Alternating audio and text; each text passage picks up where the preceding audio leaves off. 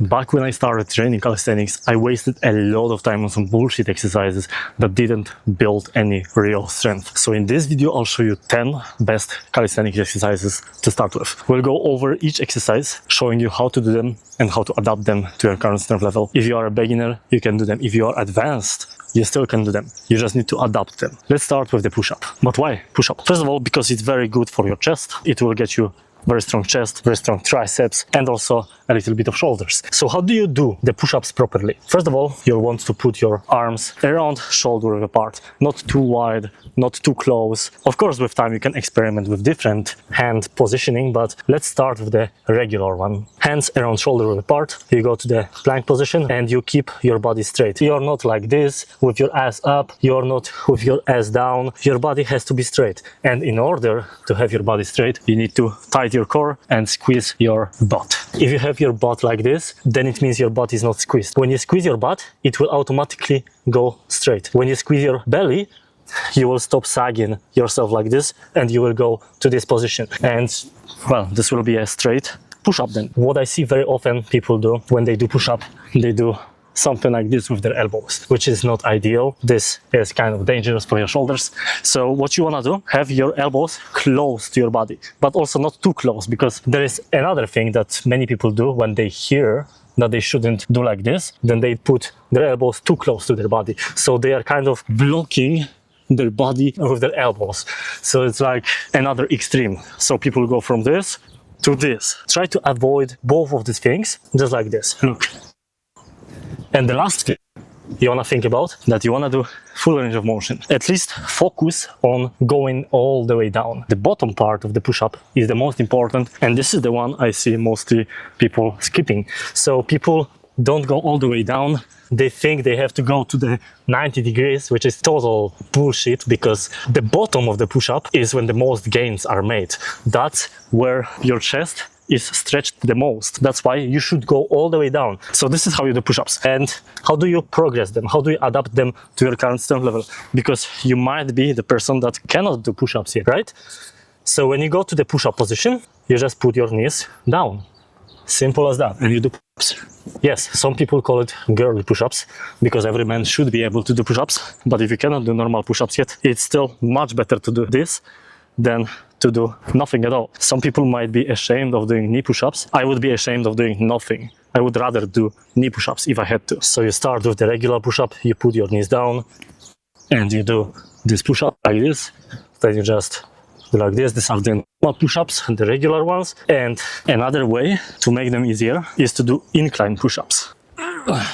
This is easier than the push-up on the ground. Once you get strong enough with incline push-ups, then you'll surely be able to do normal push-ups. And if the normal push-ups are too easy, then you can still use the incline, but other way around. So you put your legs on the incline and then the push-ups will be harder than normally. And this is making a huge difference. So basically you are adapting the push-up and any other exercise by changing how much weight is the muscle lifting. When you put your knees on the ground, then your chest is pushing less weight. And another ways to make it even harder is to do, for example, pike push-ups, just like this.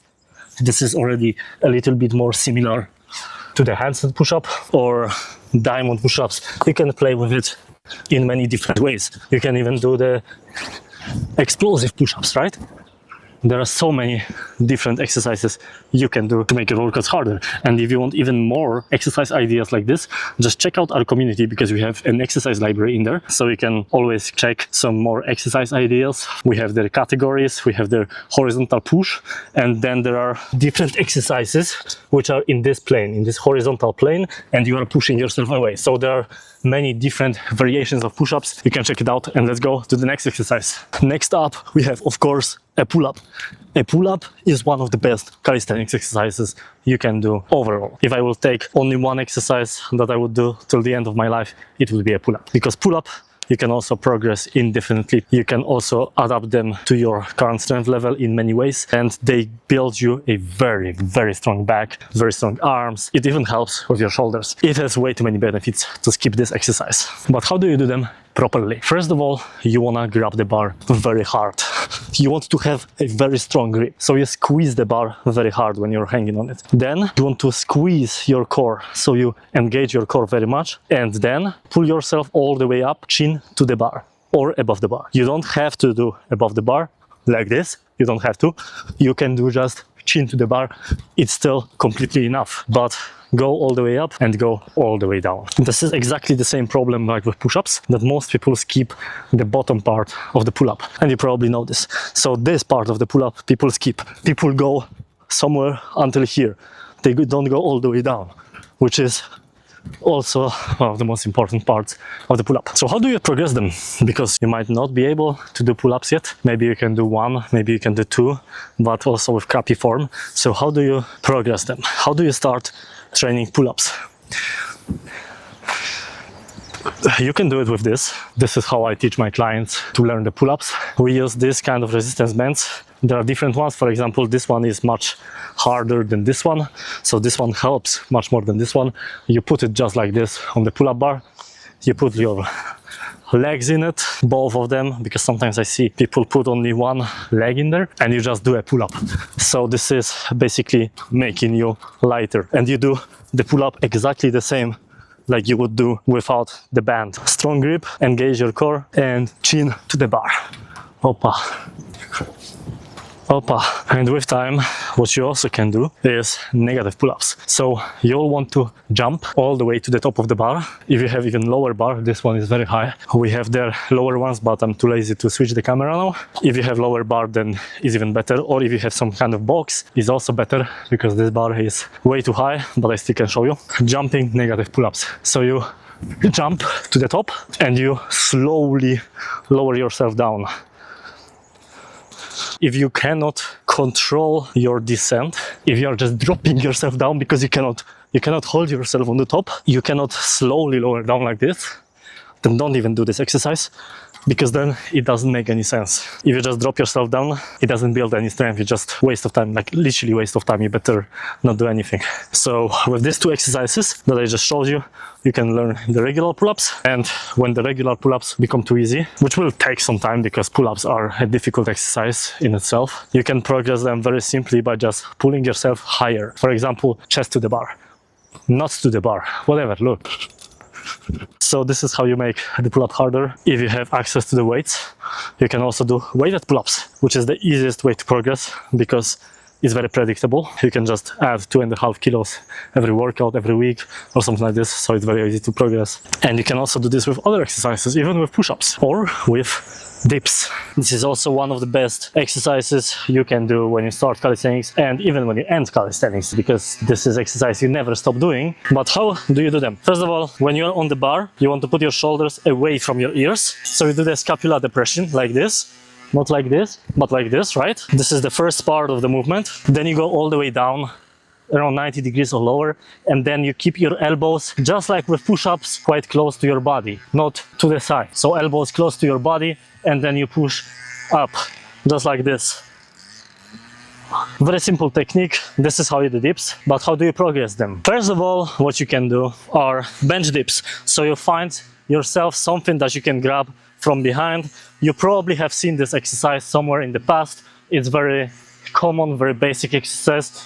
So you do this bench dips, just like this. If you get lower, it will be harder, just like this. This is the first exercise you can do to learn the dips. Once you learn the dips, but the dips become too easy, then what you want to do? Weighted dips. Just like with pull-ups, you take weight belt, special belts, you put some weights and you do weighted dips with the same technique. So exercise numero 4 on the list is a bodyweight squat. Of course, we have to train our legs, and we all train our legs with squats, right? Because they build your quads, your hamstrings, your glutes, so your whole legs basically, even a little bit of calves, but well, squats are not sufficient to train the calves. So how do you do them? First of all, you also have your feet around shoulder width apart, or maybe a little bit wider. A slight tilt might be necessary. Some people prefer like this. Some people prefer to put their feet slightly outwards. I prefer a little bit like this. And then what you're doing, you're going all the way down without bending your back, right? And this is a bodyweight squat, just like this. You can also hold like this. This is how I like to do them usually. this is how you do squats, right? Also, what you want to think about is to push through your heels, not through your toes, because some people I see, they are on the toes when they are squatting. Push through your heels and go all the way down, because also with squat, just like with all the other exercises I told you about, the bottom part of the squat is the most important part of the squat. Don't skip the bottom part, please. But how do you progress there? Because you might be overweight and you cannot do squats yet, so you can grab something. I don't know, I will grab this because this is right next to me, and you do assisted squat, just like with all the other exercises. If you cannot do them yet, you do them assisted. You grab something, you grab this pole maybe, and you do assisted squats, just like this. If you cannot do some exercise, you do it assisted until you can do this normally. Once you master them, you do the normal squats. Once the normal squats are too easy, you can do some kind of lunges. Look, like reverse lunges, forward lunges. There are so many different squat exercises. You can do even one leg squats, or if one leg squats are probably too hard, then you can do assisted one leg squats. So many exercises. Again, if you want more exercise ideas just like this, check the exercise library in our community. There's a link in the description, but do this after the video, not now. The exercise number 5 will be inverted row, or as some people call it, Australian pull-ups, bodyweight row. I don't know how many names this exercise has, but yeah, it's basically a rowing motion. So it's another very good way to learn the pull-up, by the way, because this is also exercise that works your back, and back muscles are the main muscles that you are using during the pull-up. So obviously, if you get your back stronger, you will get your pull-ups stronger, and you might even learn the pull-up by doing this exercise. This exercise is really great for your whole upper body strength. So how do you do this? What are these Australian pull-ups or inverted rows? You'll basically have to find some kind of lower bar, for example the deep bar, or gymnastic rings, which are my favorite. So you grab the rings, you put them around your hip height, and you might need some assistance in front to don't slip away, but these Jordan shoes are very good for that. And you lean backwards and you do pull-ups like this. You do rows. You row the rings to your chest, or you row the bar to your chest. And what you want to do, you of course keep your body straight, you squeeze your glutes, you engage your core, and you do full range of motion movements, and you control the descent. Also, don't drop yourself down like this, like a moron. Don't do like this. Control the movement down. How do you make them easier or harder? How do you adapt them to your level? So this exercise is all about the angle at which you are performing the exercise. The more vertical you stand, the easier it is. The more horizontal you get, so I go now to the front, and now I'm a little bit more horizontal, right? Now it's a tiny bit harder. I go a bit more forward, and now I'm even more horizontal, right? If I go even further with my legs, it will be even harder, look. Even more horizontal, and you go all the way down until your rings are literally under the bar and you are practically laying down. This is the hardest version of it. The more horizontal you go, the harder it is. Damn, I'm tired already. So this is how you do them hard, and if this is too hard for you, these horizontal ones, then you wanna put your legs onto some elevation, just like with push-ups. If you put legs on elevation, it will be harder. So it's all about adjusting the angle. As I told you before, core has more functions than just having a six-pack, right? This is a stabilizer, and your core is the front and the back as well. This is your whole core. Your core is not just your abs. Your core is your trunk. So you want to also work on stabilizing your core, on having a stable body that is able to absorb external factors, like for example, when you are doing squats, your core doesn't have any more strength, and then you are bending forward or backwards. When you are doing this with weights, you can relate to what I'm saying now. But when you have a strong core, this will not happen to you. That's why you want to also train planks from time to time. Planks will help you with this balance and stability with more complex movements. Your core is working all the time when you're training calisthenics, with pull-ups, with everything. At some point, if you are very strong with pull-ups, with dips, with squats, then you don't really need to train your core, because these exercises train your core all the time. But it's very good to start training with also some core exercises. That's why plank is on the list. You want to start by going on your elbows, like this. You use the same cues as you used on push-ups. So you squeeze your butt, you squeeze your core, and then you are staying straight, right? You're not like this, because this means you didn't squeeze your butt. If you squeeze your butt, you will be more straight. If you are like this, it means you didn't engage your core. So you're like this, right? Not like this, not like this. You squeeze your core, you squeeze your butt, and you are holding like this. To make it harder, you will go more back with your arms more forward. At some point, you can even do like this. And then the lower you go, the harder it will be. Or even you can do like this, planks, instead of on the elbows. So you can adjust it like that. If these planks are too hard, you can also do them with your knees on the ground. Everybody has to start somewhere. I never yet met a person who cannot do a plank, at least for a couple of seconds, but maybe you cannot, maybe something happened to you. Then you can also start on your knees, just like with push-ups. Next exercise will be the knee raises. Knee raises are very good to strengthen your core, to build that six-pack, and it's a very good one for that. But how do you do them? Because this is one of the most fucked up by people exercises I've ever seen. Literally almost every single person I've ever seen was doing them wrong. You want to hang on the bar, right?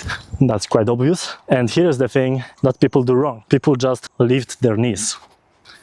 Yes, these are knee raises, but it's not about lifting your knees, because now you actually don't work your core, you work this. How do you fix it? Rather than lifting your knees like this, you want to lift your knees so that your core is actually in this motion, flexing your core like this, just like if you were doing the sit-ups, but this motion you are doing with your hips. Look at the difference. This is how people do this. This is how people should do this. So rather than doing this like that, just lifting your knees, what you want to do is bend your core at the top, right? So you are doing this movement with your core. Look. So you want to lift your knees to your chest or even to your face. Look. You see, I'm bending my whole abs, and this is how normal people would do it. This is the only way to do them properly. If they are too difficult for you still, like they are for most people, then what you can do is to lay on the ground and do the leg raises like this on the ground. And you think about the same thing, about bending your abs at the top of the movement. Just like this. This is practically the same exercise, but a lot easier. If they are too easy for you already, instead of knee raises, you wanna do leg raises. Like this, right? And you think about the same thing, about flexing your core, about bending your core, not just lifting your legs like this.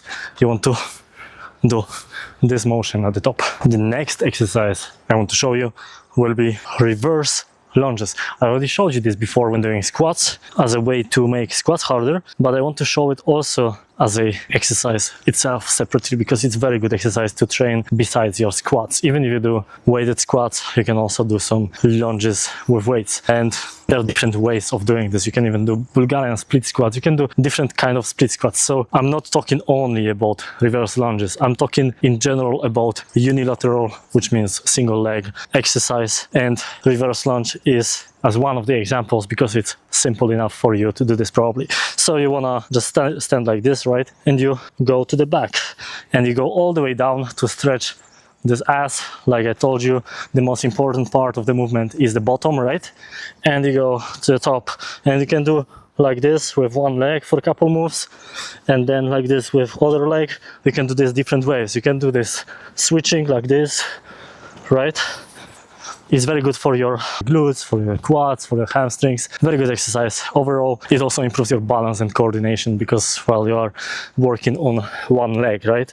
So one leg exercises or one arm exercises are also very good in general to mix with the bilateral exercises, which means you are using both limbs at the same time. To make the lunges harder, I don't have anything to show you a good example, but let's say this is some nice elevation. When you elevate your front leg, it will be more difficult because then you can stretch your butt more. You are going lower basically, right? And more stretch will make the movement harder. Control movement also, like with other exercises. You want to stack your joints so your knee is above your feet, not like to the inside or not to the outside. You want to keep it in the middle of your legs, just like this, very simple. And as I said, your core is not only the front of your body, but it's also the back of your body. That's why you'll also want to train the back of your core, right? With plank, you train the front of your core. But there is also an exercise like the Supermans, for example, just like this. And this works on your lower back, which is also the part of your core. So this is how you do this. You can do this for repetitions, or you can do this timed. So you can do this like this, for example. Also, you squeeze your butt very hard, and you are just laying on your belly. You're not on your chest, but on your belly to engage these back muscles. And now the last exercise on the list, the exercise number 10 will be pike push-up. I already showed you them before as a way to make your normal push-ups harder, but I also want to show it as an exercise in itself because it's a very powerful exercise for your shoulders, especially if you want to learn the handstand in the future. You'll want to do the pike push-ups around shoulder width apart, and you are going in this pike motion, and you're not going down like this. But with this exercise, you want to have similar motion to the handstand push-up. And when you do handstand push-up, you are actually leaning forward. You're not going down, you are going forward like this. And at some point, your legs even will start lifting itself when you are strong enough for this. This is how you also make it harder. But another way to make it harder is, guess what? Elevation. So when you put your legs on some elevation, it will be harder. To make it easier, you are doing this on the ground. To make it harder, you are doing this on some wall like this, on a chair maybe, on a sofa, wherever you train, whatever you have. Maybe you have a plyo box. You can put your legs on the plyo box and you move forward. You lean forward in front of your hands. Just like this. So now if you want to start exercising properly and avoid all the mistakes along the way, just join our community where I help busy men to train efficiently without overcomplicating their lives. You'll get access to our classroom where we have many awesome resources to help you with training. And yeah, the most important part is that you'll get access to the network of other men on the same mission. And I'm also there every single day helping you. So yeah, there is nothing to lose. Just join us and I'll see you inside. Ciao.